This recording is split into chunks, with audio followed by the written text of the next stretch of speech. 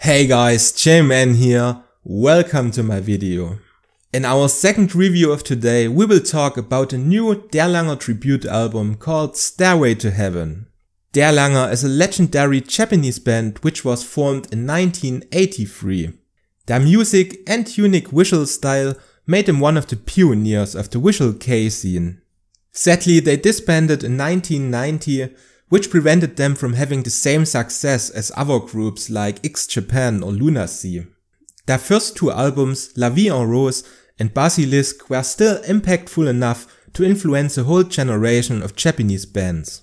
This compilation is the ultimate testament to their legacy. However, Stairway To Heaven isn't purely centered around their early career. In 2007, Der Langer made their comeback with their third album Lazaro and remained active during the following years. They released a total of 6 albums since their reunion, which are also represented on this album. Personally, I was blown away by the artist selection and I couldn't wait to get my hands on this record. We will check it out together right after the intro.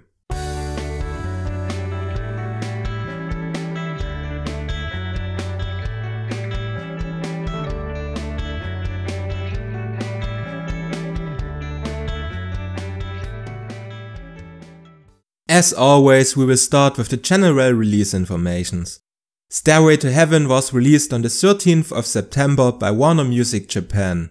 The compilation includes 15 different artists, which adds up to a massive playtime of 1 hour and 5 minutes. There isn't any Western release, so you will have to import the album from sites like CD Japan. Before we start to talk about the music, there's one thing which I want to get out of the way first. I'm not really familiar with Der Langer. My first experience with the band was their performance at the Bactic Fest in 2012, where they were joined by the guitarist Hyde of Dir En Grey for 2 songs. I listened to some of their music and I enjoyed it quite a lot, but I don't know their entire discography. For the sake of this review, I will look at the new interpretations separately and don't compare them with the originals. With this out of the way, we can finally talk about the songs. Stairway To Heaven starts with an electronic remix of Under the Pretense, which was the intro to their debut album in 1989. With this track, YOW-ROW from Gary does a pretty good job to hype up the expectations for the following songs. The intro leads to Hyde's cover of La VIE En Rose, which may be the most iconic Der Langer song ever. I never really cared for Hyde's solo work, but I absolutely love his project Whams. Underworld is easily one of my favorite records this year.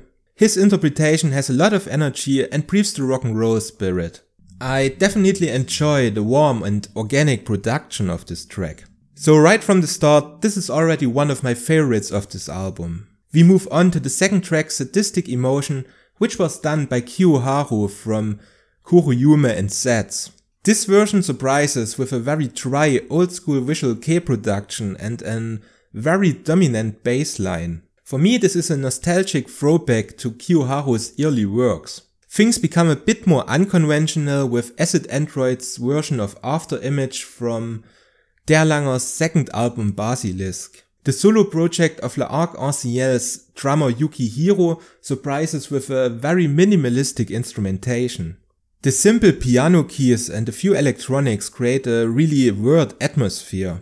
Honestly, I didn't like it much after my first listening, but it definitely grew on me. With Psycho Les Amis, we got another visual kei veteran on this record. The band was formed in 1999 and took a break in 2006. They came back in 2015 and released a new album in the following year. Their take on Darlin has a nice old school visual kei touch, but it doesn't sound frumpy at all. With Sex For You, we finally got a track from Der Langer's second era. The song originally appeared on the reunion album Lazaro from 2007. The cover was done by Lynch and I have to say it really fits their sound. It could easily be part of albums like Dark in the Name of Evil or Avant-Garde. The song sounds really catchy and melodic, but Lynch also showed their heavy side with some groovy riffs and a few screaming sections. We continue with familiar dark and heavy vibes on Angelo's version of Dummy Blue, which also appeared on Der Langer's third album. I was especially surprised by this song because it heavily reminded me of Dir En Grey's album Withering to Death. I'm not entirely sure how to describe it exactly, but there are these groovy stop and go riffs, and there's also this vocal line round and round and round where Kirito uses a voice color, which heavily reminds me of Kyo's performance on this album. However, the chorus has the typical Angelo sound, which is known from fantastic albums like Faith. The next track is a collaboration between famous musicians like Lunacy co-founder Inoran and some members from Clay. Together they cover the song Lullaby from the VIE En Rose album. This soft rock style kinda sounds like an anime opening, so it's nothing groundbreaking but still an enjoyable performance. Next in line are Mary with another track from the Basilisk album. I was always a fan of this Tokyo-based visual K band. Their version of So shows their typical combination of a melodic rock style and a captivating clean vocals of singer Gara. It's a solid interpretation of the song, nothing more, nothing less. Personally, I never heard of Justy-Nasty before. I was surprised to read that their roots reach back all the way to 1987. Sadly, their cover of an Aphrodisiac doesn't convince me to check out more of their discography. This may be the least interesting track for me on this whole record. I don't know if it is my taste or maybe they just made the wrong song choice. The Slutbangs are another band which went under my radar so far. With 1999 Shy Boy, we got another track from the Dalanger debut album and I really like the energy of this interpretation. A great mix of snotty punk and rock and roll. The music in the verses reminds me a lot of Motorhead and especially their Ace of Spades era.